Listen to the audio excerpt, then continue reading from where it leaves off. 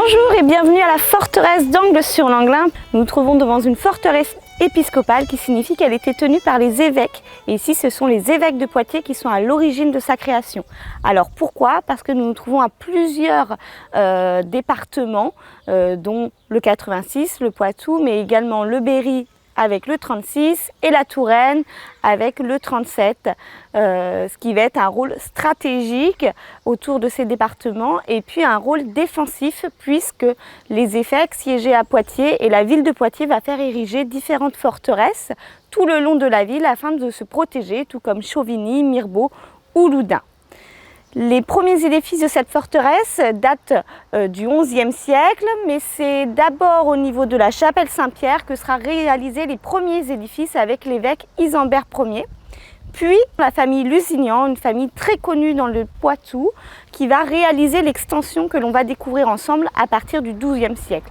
On peut voir que cette forteresse a eu plusieurs vies, puisque juste derrière moi, cette porte a été creusée à l'intérieur de ces deux tours afin d'être élargie et pouvoir être placée là. Et ça, ce n'est pas l'entrée d'origine. À l'origine, nous rentrions par un pont-levis qui se situait de l'autre côté. Ici, c'est une poterne, une porte de secours qui permet de se réfugier et de se mettre à l'abri en cas d'attaque. Elle a 300 clous qui permettaient de ne pas céder en cas d'attaque. Juste au-dessus de moi, il y a un blason qui est effacé, dont on ne peut pas avoir la signification. Cependant, juste au niveau de la tour-chapelle, nous avons un blason qui est composé de 3 coquilles Saint-Jacques et une demi-molette d'éperon qui correspond à l'évêque Hugues de Combarel qui va réaliser justement cette porte.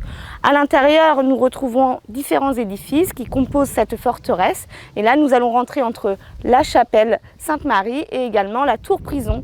Ici se trouve la tour Amalek qui est un des premiers édifices qui sera réalisé. Cette tour sert de guet au niveau du pont puisque la forteresse a été réalisée sur un éperon rocheux de plus de 40 mètres de haut. Et juste en contrebas, nous avons l'Anglin qui sert de douve naturelle à cette forteresse.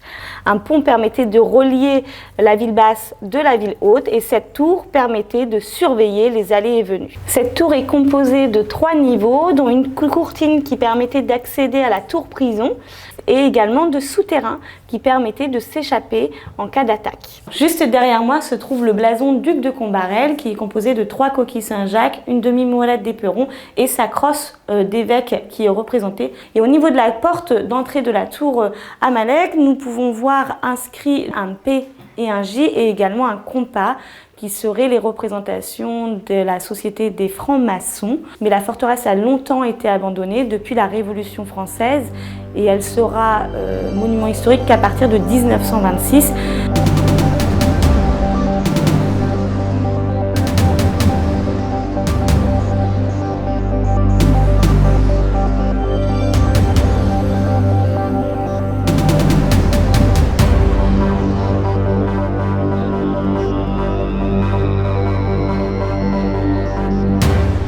Nous découvrons maintenant le logis.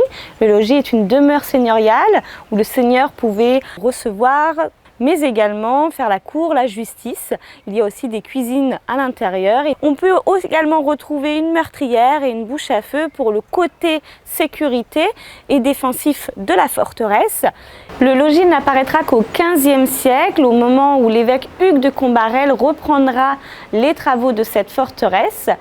Juste ici, nous sommes dans ce qui devait être le vestibule, l'entrée du logis. Et nous pouvons voir dans les ruines de ce logis les portes de communication qui sont toujours présentes et également les niveaux.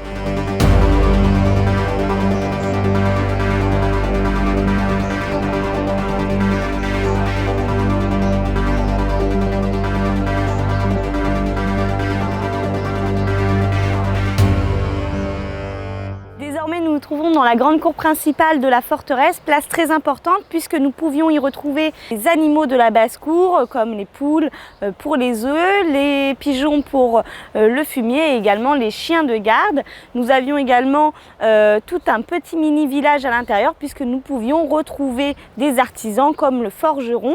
À l'intérieur de cette forteresse vivaient énormément de personnes qui participaient à la vie quotidienne de cette forteresse. Derrière moi se trouvent deux monuments très importants. Nous avons la tour aux oignons, qui est une tour défensive, puisque nous retrouvons uniquement des meurtrières pour ouverture. Cette tour porte le nom de tour aux oignons aujourd'hui, puisque lorsque la forteresse est abandonnée durant la Révolution française, elle sera partagée en parcelles et la personne qui détiendra la tour aux oignons y fera sécher sa récolte d'oignons dans la pièce souterraine. Aujourd'hui, dans cette pièce souterraine, nous avons installé les cachots et nous y avons installé une cage aux fillettes. Alors la cage aux fillettes, c'est une cage de torture qui a été inventée par Jean de la Balue, qui est un cardinal né à Angles-sur-Langlin. Nous retrouvons juste derrière moi le donjon. C'est un donjon quadrangulaire très typique du XIIe siècle. Ce donjon n'est pas réalisé par les évêques de Poitiers, mais par la famille Lusignan. Et au XIIe siècle, la réalisation de ce donjon montrait la puissance qu'il pouvait avoir. Si nous regardons attentivement le donjon, nous pouvons percevoir qu'un étage est sous terre actuellement, puisque les meurtrières qui longent les remparts sont à ras-le-sol. Une partie de ce donjon est donc sous terre, sous le remblai, devait être encore plus grand et plus imposant, fièrement dressé sur la falaise. Nous avons maintenant traversé le donjon et de ce côté, nous pouvons voir qu'il a gardé son apparence de château fort.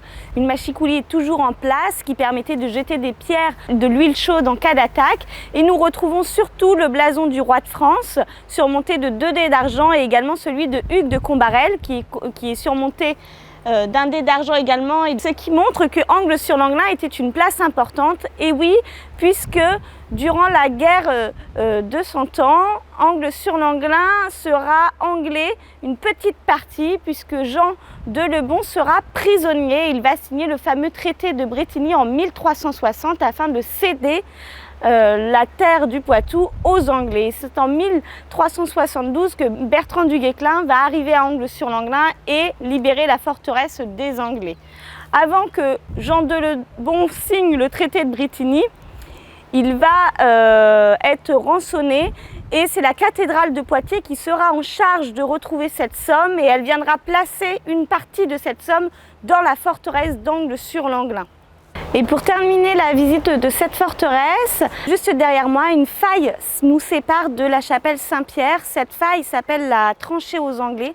La légende raconte que les Anglais auraient taillé dans la roche cette faille afin de prendre d'assaut la forteresse.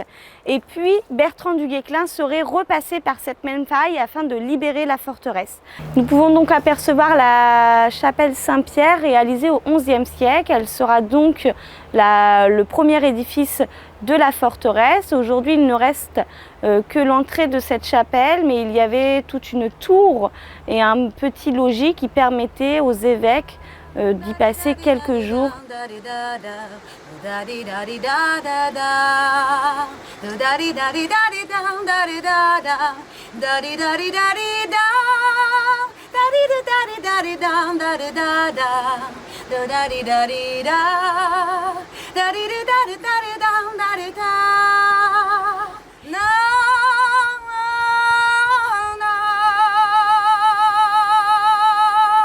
Au XVe siècle, Angles-sur-Langlin deviendra une baronnie et grâce à la restitution d'une maquette par l'association Pierre d'Ancre, nous avons donc pu modéliser le village, la forteresse et l'abbaye Sainte-Croix.